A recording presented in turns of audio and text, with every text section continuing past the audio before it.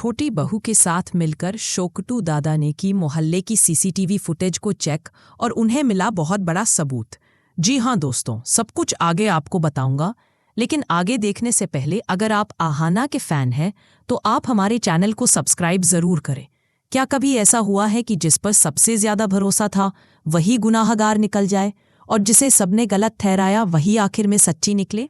कुछ ऐसा ही होने वाला है बड़े घर की छोटी बहू के आने वाले एपिसोड में, जहां एक शख्स अपनी समझदारी और हिम्मत से पूरे घर की सोच बदल देगा।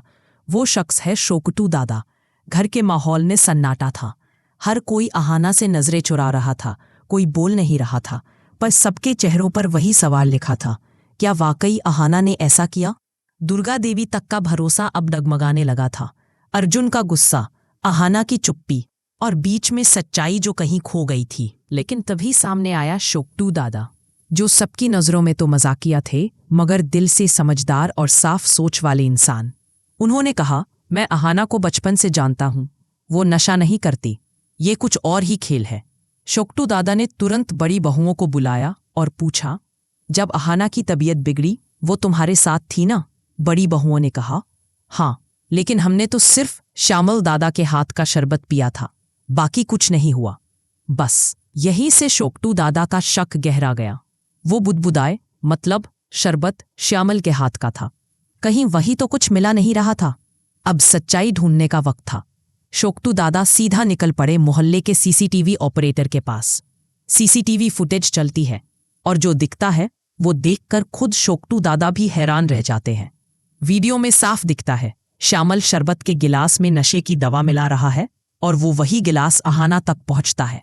सच्चाई सामने थी, अब वक्त था उसे सबके सामने लाने का।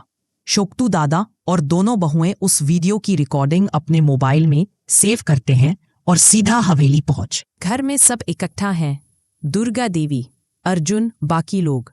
शोकटू दादा कहते हैं, अब सब साफ दिखेगा, बस ये वीडियो देख लीजिए। जैसे ही फुटेज चलती है कमरे में सन्नाटा छा जाता है। हर कोई हैरानी से स्क्रीन को देख रहा था। श्यामल साफ पकड़ा गया था। दुर्गा देवी के चेहरे पर गुस्सा और हैरानी दोनों। वो कहती हैं, मैंने तुझ पर भरोसा किया था श्यामल, और तूने घर की इज्जत से खेला। अर्जुन वहीं खड़ा रह जाता है, शर्म से सिर झुकाए। वो धीरे से बोलता है, आहाना, मैंने तुम पर भरोसा नहीं किया, तुम्हें थप्पड़ मारा, मुझे माफ कर दो। आहाना की आंखों में आंसू थे, लेकिन इस बार वो कमजोर नहीं थी। वो बोली, अर्जुन, माफी से ज्यादा जरूरी है भरोसा, जो तुमने खो दिया। अर्जुन का गुस्सा अब पछतावे में बदल चुका था। वो श्यामल के पास जाता है और कहता है, अब तू ही बता, सच क्यों छिपाया? श्यामल कुछ नहीं कह पाता। अर्जुन उसे पकड़कर बुरी तरह डांटता है और पुलिस को सौंप देता है। घर के सब लोग राहत की सांस लेते हैं। दुर्गा देवी आगे बढ़कर कहती है, आहाना बेटा, सच्चाई को देर लगती है पर जीत हमेशा उसकी। आहाना की आंखों में संतोष था। अब वो किसी की बेगुनाही साबित नहीं कर रही थी, वो खुद सच्चाई की मिसाल बन चुकी थी।